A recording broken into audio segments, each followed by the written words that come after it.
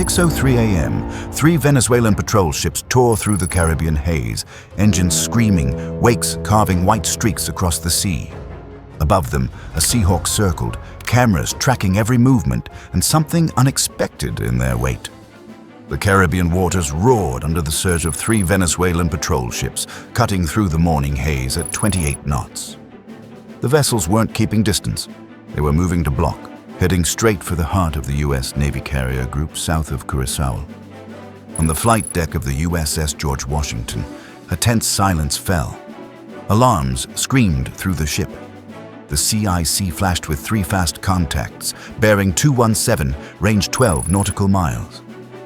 Every officer and sailor on board felt the spike of tension, instant, sharp, electric. Through optical zoom, flags snapped into clarity, red, blue, yellow. It was Venezuela, and no miscommunication here. This wasn't routine shadowing, but a deliberate war, a physical challenge, and the crew understood the stakes immediately. Gravely, the destroyer on the carrier's flank reacted without hesitation.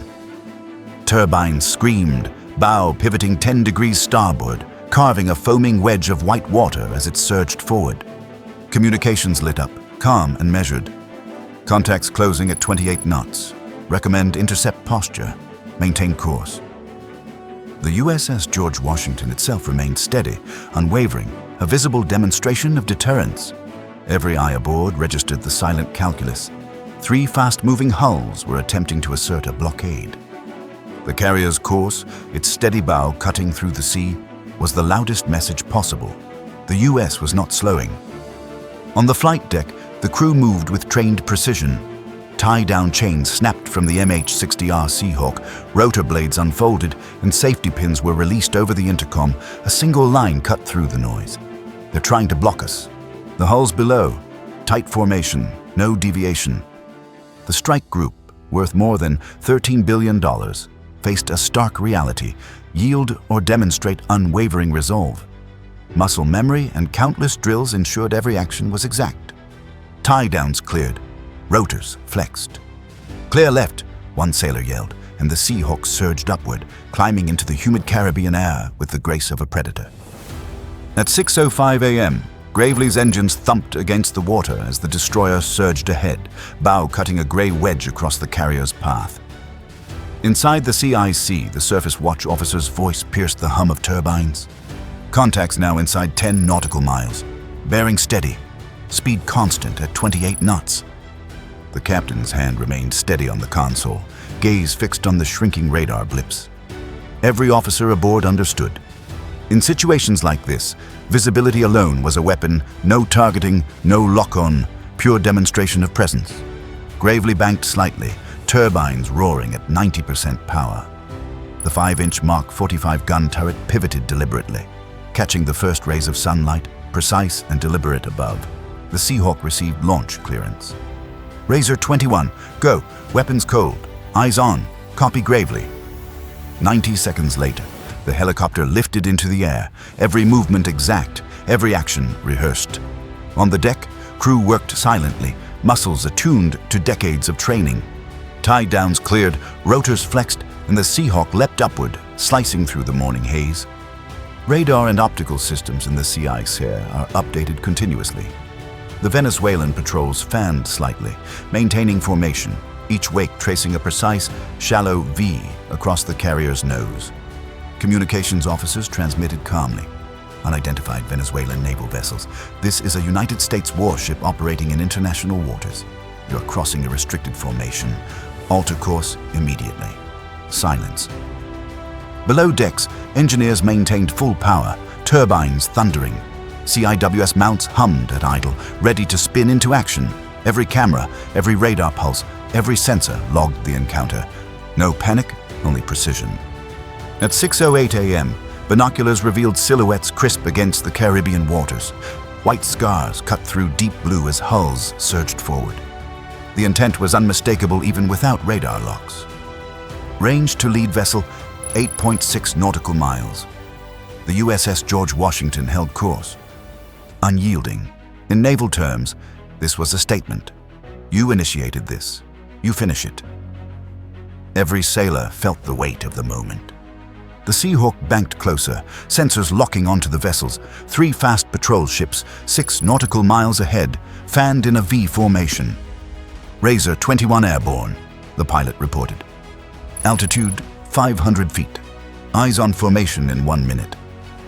The USS Gravely surged along the carrier's flank, hull cutting a clean white wake. Its 5-inch gun turret remained forward, deliberate, silent. Inside the CIC, surface plots looked like a slow-motion collision, 3 red icons converging toward 1 blue spear. Distances shrank by the second. Tactical updates flowed in, range 5.4 nautical miles. Weapons remained unarmed. Restraint was the key. The Seahawk's flare pod locked onto the lead vessel. Small gray-green hulls, diesel exhaust trails rising faintly. 3 Gary-class patrol craft, formation steady, heading north-northeast. From 600 feet, details were razor-sharp. Flags whipped in the wind, deck structures exposed, weapons pods visible. The pilot's voice, steady but tense. Razor 21 to Gravely. They're in a blockade posture. Recommend continued visual intercept. No overflight. Circling wide, keeping the sun behind the helicopter, every second fed live into Gravely's systems. Below deck, sailors braced, weapons ready, systems humming. The Sea Whiz rotated slowly, barrels catching dawn light, 6,000 rounds per minute at idle. Cameras and radar recorded, logging every nuance. No engagement, only observation. At 6:12 a.m., the tension tightened across 4 nautical miles. Venezuelan hulls sliced across the carrier group's path like steel barricades. Every deck camera is rolling. Every sailor is silent. On Gravely, the bridge loudspeaker crackled, "All stations, stand by for radio call." Seconds later, the message went out. "Venezuelan naval vessels, you are approaching a restricted formation. Alter course immediately."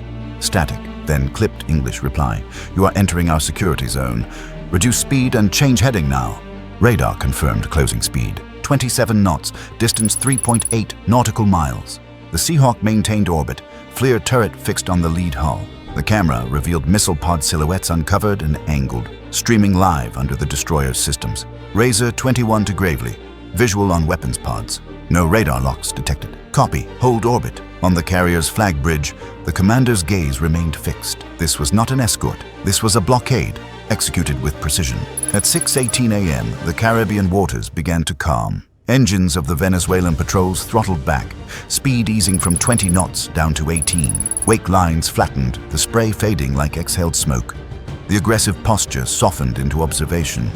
The 3 hulls, once a wall of steel, now drifted slightly eastward, bows angling away from confrontation.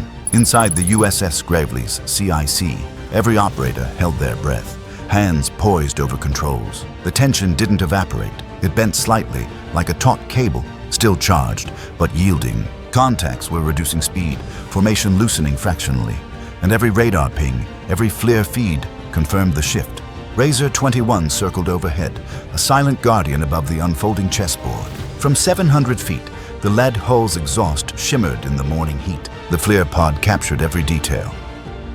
Flags flicked lazily in the Caribbean breeze, hatches on the decks caught the early light, and weapon pods angled slightly, inert but visible. Every feed streamed live to the destroyer, reinforcing Gravely's calculated restraint. "Visual on course change," the pilot reported. "They're pulling away." Commanders nodded. This was not a victory declared, only control demonstrated. Below deck, Gravely's crew maintained silent readiness. The CIWS mounts hummed softly, idle barrels glinting in the sun. Every radar sweep, every camera tick logged the moment for posterity, proof that professionalism, patience, and calm decisiveness outweighed provocation. On the carrier bridge, the USS George Washington maintained course 217, steady at 20 knots. Every crew member understood the language of the sea in these moments. Discipline is louder than threat, presence stronger than missiles. At 6:23 a.m., the Venezuelan patrol craft shifted direction, officially turning east-southeast, running parallel to their coastline. The range was 6.2 nautical miles and widening. From the bridge of Gravely, officers recorded every nuance, speed changes, bearing adjustments, distance increasing, hulls gradually losing their former aggressive intent. The Caribbean morning light reflected off water smoothened by slowed wakes. Sunlight glinting from hulls, no longer a direct threat. It was a transition from confrontation to observation, a silent concession under the weight of strategic patience. On deck, Seahawk Razor 21 continued a wide orbit, never breaking altitude, never letting the lead hull out of view. The camera captured diesel exhaust plumes dissipating in slow spirals, the subtle sway of the hulls, and the minor adjustments in throttle and rudder. Below, the RUW logged every frame. Every data point became evidence that even a minor misstep in formation, a slight deviation, could change the outcome dramatically. The sea, now calmer, reflected both the fading aggression and the unwavering resolve of the U.S. carrier group. At 6:30 a.m., the strike group slowly resumed standard formation, gravely eased back, maintaining position alongside the carrier. Seahawk Razor 21 descended for deck recovery, rotors folding into silence. Flight deck crews moved with precision, folding tie-downs, clearing the deck, their motions almost ceremonial in their efficiency. The tension remained palpable in the air, a subtle awareness that the standoff had concluded without a single shot being fired. Every sailor on the deck knew the value of restraint, the importance of posture, the power in patience. Bridge officers reviewed radar logs, flight recordings, and surface plots. Every second of observation, every deviation, every throttle adjustment of the Venezuelan vessels was documented. Here, in the precise language of nautical professionalism, the narrative was clear. The blockade had failed. The U.S. strike group had held its course, maintained speed, and projected deterrence without escalation. Every moment had been captured, every detail logged, forming an indelible record of a standoff resolved through discipline and presence rather than firepower. At 6:45 a.m., by the time the sun had risen fully over the Caribbean, the waters seemed to reclaim their calm, almost erasing the morning's intensity. On the carrier group, routine resumed. Flight deck crews attended to maintenance, tie-downs were checked, rotors lubricated, and helicopters prepped for the next operation. Gravely held position alongside the carrier, bow cutting a steady path, while radar operators and communications officers logged the final measurements, final bearings, final timestamps. Every screen, every sensor, every operator was a witness to the demonstration of calculated control, the quiet power of resolve. The Venezuelan patrols continued on their adjusted path, heading closer to their own coast but always visible in the distance, a reminder of what had just occurred. The carrier group remained on course, steady, unshaken. There were no weapons fired, no missiles launched, no dramatic maneuvers, just nerve, precision, and posture. Every officer, sailor, and helicopter pilot aboard knew the lesson. Freedom of navigation does not pause for politics, and professional conduct can overcome raw aggression without bloodshed. The bridge and CIC teams continued to log every detail, every feed, every radar sweep, creating a complete record. The Seahawk cameras had captured every angle of the standoff, ensuring that lessons learned would remain in operational memory. The encounter became data, evidence, and precedent.